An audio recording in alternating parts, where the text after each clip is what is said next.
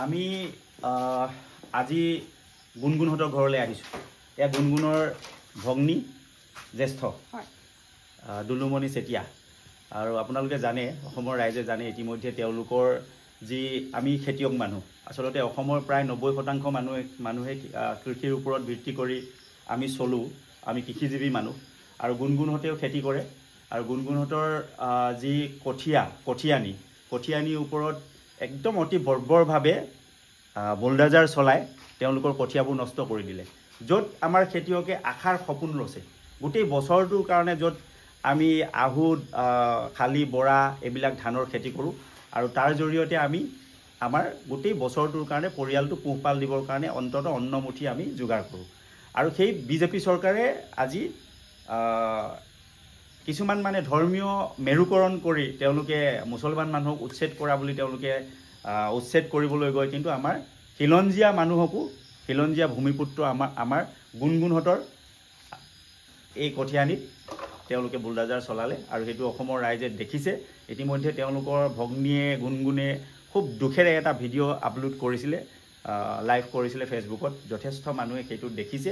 আৰু স্বৈৰাচাৰী শাসন ব্যৱস্থাটোত বিজেপিয়ে কেনেকৈ এই তেওঁলোকৰ মানে স্বৈৰাচাৰী তন্ত্ৰলৈ, গণতন্ত্ৰটো স্বৈৰাচাৰী তন্ত্ৰলৈ পৰিৱৰ্তন কৰিছে, সেই কথা অসমৰ মানুহে দেখিলে। কিন্তু আৰু এটা দিশ ভাল লাগিলে ইয়াত আহি, গুণগুণহঁতৰ ঘৰত আহি, যে গুণগুণ আৰু আমাৰ দুলুমণি তেওঁলোক দুয়োগৰাকী উদ্যমী আমাৰ যুৱতী। আমাৰ সমাজত বৰ্তমান সময়ত যিটো সময়ত আমাৰ হতাশাত ভোগে, আমাৰ ল'ৰা ছোৱালীবোৰ হতাশাত ভোগে। পঢ়ি আহি তেওঁ এছিষ্টেণ্ট মানে ঠিকাভিত্তিত এছিষ্টেণ্ট প্ৰফেচৰ হিচাপে তেওঁ শিক্ষকতা কৰিছিলে। তাৰপিছত তেওঁ মন মেলিলে যে হস্ততাঁত বস্ত্ৰশিল্পলৈ তেওঁ মন মেলিলে। আৰু যিটো সময়ত, মই আকৌ পুনৰ কৈছোঁ, যিটো সময়ত আমাৰ বহু শিক্ষিত যুৱক যুৱতীয়ে হতাশাত ভোগে, কৰ্মসংস্থাপনৰ অভাৱৰ কাৰণে হতাশাত ভোগে, সেই সময়ত কিন্তু আমাৰ দুলুমণি গুণগুণহঁতে আশাৰ সপোন ৰচিছে তাঁতশালত, হস্ততাঁত বস্ত্ৰশিল্পৰ জৰিয়তে। ইমান ধুনীয়াকৈ তেওঁলোকে কম ঠাইত এটা সৰু ঘৰত এটা ছেটআপ বনাই লৈছে। ইয়াতে খালবোৰ ইয়াতে বনাইছে। এইবোৰ অলৰেডি বৈ আছা ন? এইটো কি বৈছা ইয়াতে? টচ মুগা বৈ আছা ন? কি বোৱা হয় ইয়াতে? কি বোৱা হয়? মেখেলা, চাদৰ, গামোচা, এনেকে সকলো ধৰণৰ, আকৌ পাঞ্জাবী পিচ তেনেকে বোৱা হয়। এয়া হ'ল আপোনাৰ মুগা সূতা। আমি মুগা সূতা এইটো কাটি আছো মুগা সূতা কাটি আছো। কি ধুনীয়াকৈ আগতে আৰু আছে, দেখাব পাৰিম, পুৰা ফুল হৈ আছে। সেইকেইটা আপোনাৰ আকৌ এইটো নতুনকে লৈছো। আগতে সৰুতে আমাৰ মুগা পোহে, এনেকুৱা মানে মেচিনত আমি মুগা কাটো। গোটেই দিনটো আমি বহি থাকোঁ। ভাৱৰীত কাটো, আমিও ভাৱৰীত কাটো। এইটো খুব ভাল লাগিছে। বহু বছৰৰ মূৰত সৰুতে কাটিছিলোঁ। ইয়াৰ গোন্ধটোও ভাল পাওঁ মুগাৰ। গতিকে আমাৰ গুণগুণহঁতে এই মুগা কাটিছে আৰু নিজে কাটি বোৱা ন? আমি নিজে কাটো, নিজে পুহি, ব্যৱসায়িক ভিত্তিত নিজে নিজৰ মুগা চুমনি আছে, নিজে চুমনিত মুগা পুহি, নিজে কাটি, নিজে এই ব্যৱসায় ভিত্তিত এই কামটো কৰিছে। অতি আনন্দিত হৈছোঁ সঁচাকৈ। আচলতে 18,000 পাইছে এইবাৰ। আচলতে আমাৰ যিটো সময়ত আমাৰ মানুহে, আমাৰ খুৰীদেউহঁতে, আমাৰ বৰদেউহঁতে, আমাৰ আইতাহঁতে যিটো সময়ত 1250 টকাৰ কাৰণে মানে অফিচে দৌৰি ফুৰিছে, 1250 টকাৰ কাৰণে, মানে এই কি কয়, এইটো কি আঁচনি, অৰুণোদয় আঁচনি পাছত দৌৰি ফুৰিছে। সেই সময়ত কিন্তু আমাৰ দুলুমণি, আমাৰ গুণগুণহঁতে এই 1250 টকা নহয়, 18-20 হাজাৰ মাহত ইনকাম কৰিব পৰা এটা ব্যৱস্থা উলিয়াই লৈছে।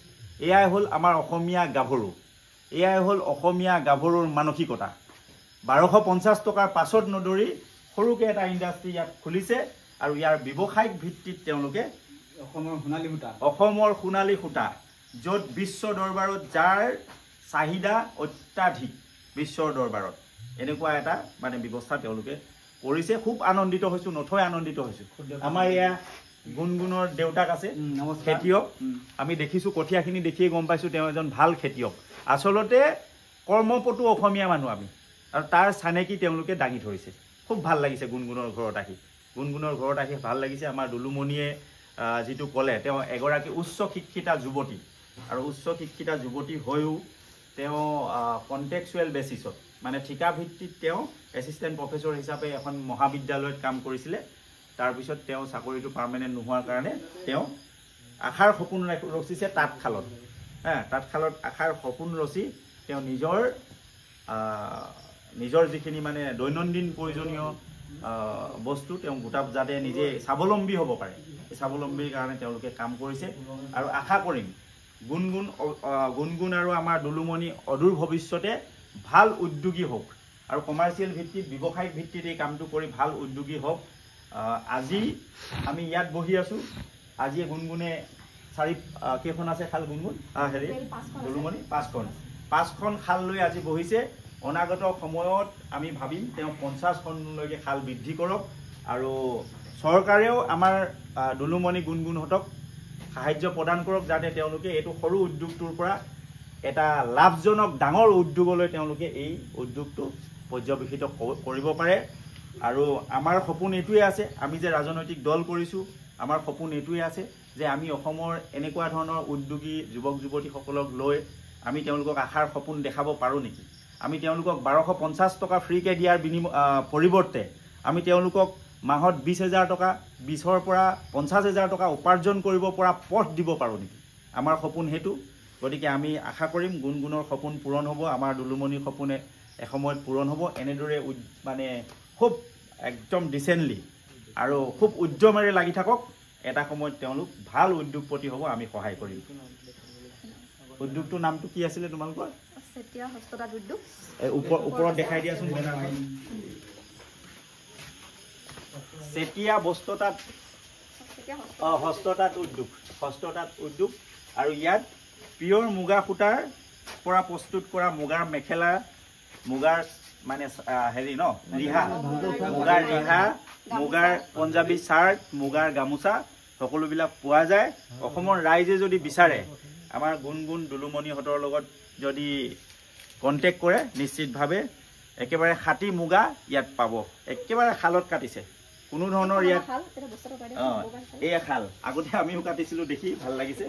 ইয়াতে ভাৱৰী লগাই লৈ তেওঁলোকে হাতেৰে কাটে। গতিকে হাতে কটা সূতা একেবাৰে নিভেজাল, কোনো ধৰণৰ ইয়াত ভেজাল নাই।